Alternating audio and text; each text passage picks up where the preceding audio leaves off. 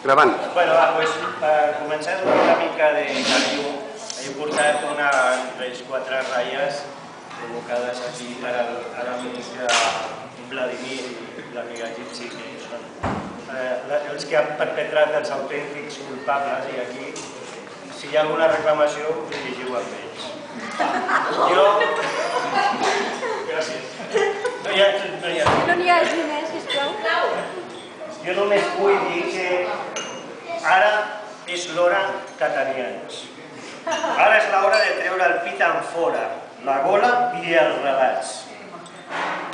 Avui, que celebrem el dia de la Constitució d'aquesta gran pàtria que es diu Catània, pàtria d'emoció, relats, lletres i gent encataniadora, per això, amb un bon cop de Catània, tallaré l'instant de començar amb l'etapa de posar fil a l'agulla i veu els relats. Tot i ser una mica de tardor i no tenir boniatos, però sí que tenim Catània. Tot bon samurai sap que el poder d'una Catània s'acaben de desenfundar-la, sobretot si te la menges. I ara aprofitaré jo per dir que com estem visquent bé, jo tinc un relat que es diu Viure també com un relat. I és aquest, no? Llavors diu: t'aixeques de bon matí o de nit, tant és. Content, ni que sigui recorrent a la màxima d'aquell conegut relataire demostrat que diu Lao Tse. El que sàpiga contestar-se sempre estarà content.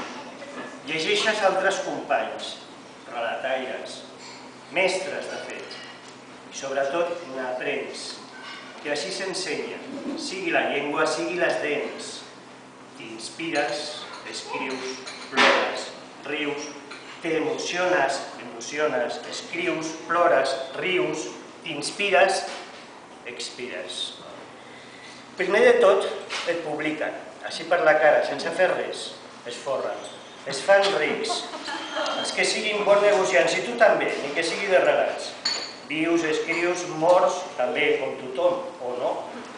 Millor el teu estil. Està allà, de plata, al fil, fent un relat que viu i sobretot que et sobreviu, que no mor mai.